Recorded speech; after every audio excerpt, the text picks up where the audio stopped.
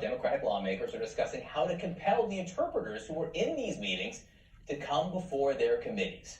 Joining us now is Barry Slaughter Olson. He has been an interpreter at the G20 and the World Economic Forum. He has also worked for the State Department. He joins us now. Professor, thanks so much for being with us, because the job that you sometimes do, I think, is a mystery to so many of us. So explain to me the job of an interpreter during one of these high-profile bilateral meetings.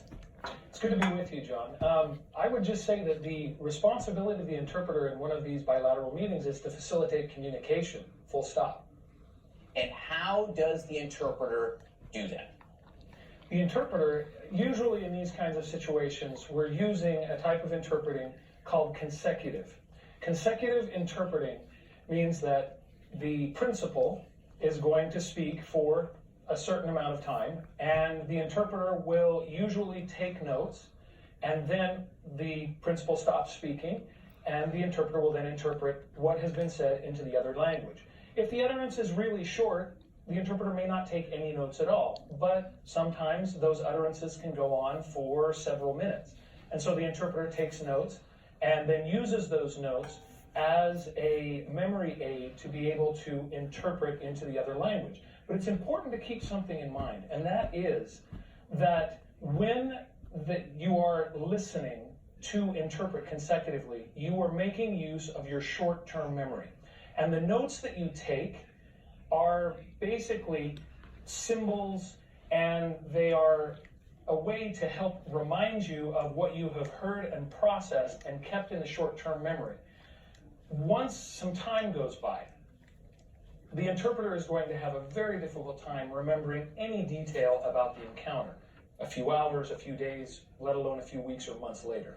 Linguistic shorthand that might not mean anything to anyone else, in other words, correct? Yes, that's correct. The note-taking technique that we teach is one that has some basic ground rules, some basic guidelines, and some basic principles. But each interpreter develops his or her own unique way of taking notes that only he or she would understand. And they wouldn't represent necessarily a conclusive record of that meeting. Still, by no means at all. Have you ever heard of a principal, say a president or someone involved in one of these meetings, confiscating the notes of the interpreter afterwards? I don't know if I'd necessarily use the word confiscate. However, I can say from my own practice that I have had clients that have requested that my notes be shredded directly after the conclusion of one of these encounters. And that's something that's very normal, because you have to understand that one of the basic underpinnings of our profession is that of professional secrecy and confidentiality. If that is in any way breached or any way called into question, then the trust that is so necessary for us to do our job can be eroded very quickly. Is it common or is it usual practice to have someone else inside these meetings to keep the official record of what happened? Yes, that has been my experience.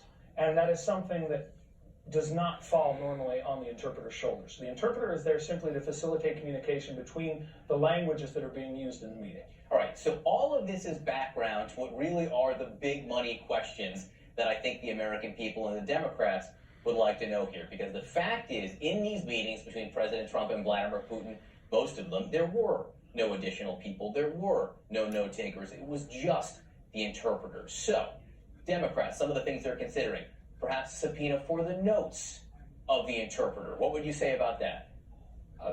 They obviously are within their power to subpoena those notes. I would simply question the usefulness of doing that, because I doubt they would be able to glean any meaningful information from them. It'll look like hieroglyphics, in other words, and hieroglyphics that maybe even the interpreter, him or herself, wouldn't be able to explain all these months after. Then the bigger question, what about the interpreter himself? Should that person be subpoenaed to testify and explain what he or she remembers of that meeting? Well, in terms of whether that should be done, I would simply say that if it were to be done, it would cause severe damage to our ability to do our job.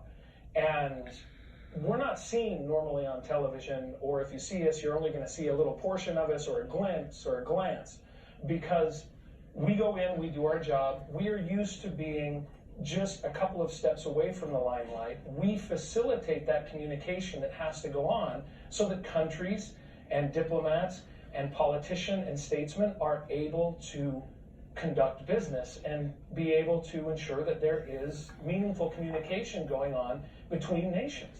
Now, if that subpoena were to go forward, it would be a significant hit to the trust that could be had in interpreters to do this kind of work, because statesmen and those who are involved in these kinds of meetings would always have to wonder, well, is my confidential discussion truly confidential?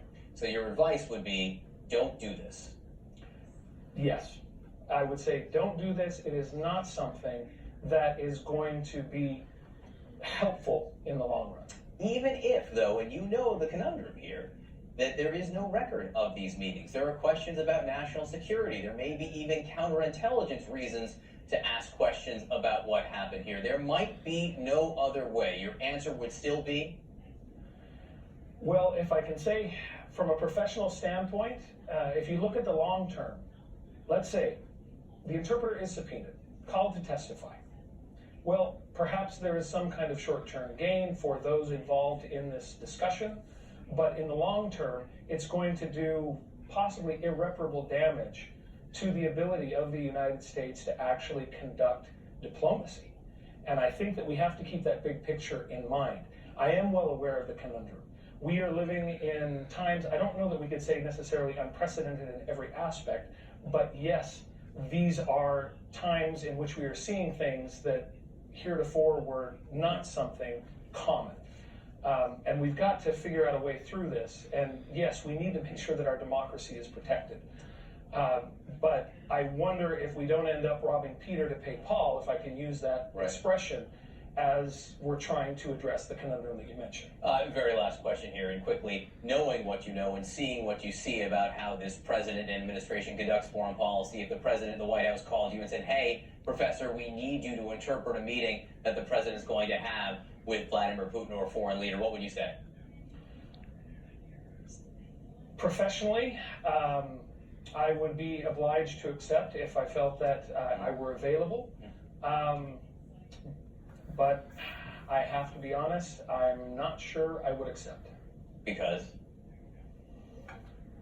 Because I'm just not sure I would accept. All right, Professor Olson, thank you very much for being with us. I hope people listen carefully to what you said, because I think it illustrates the complications here of what a lot of people are talking about doing now. Really appreciate your time. My pleasure, and thanks for your time as well. So the economic toll of the government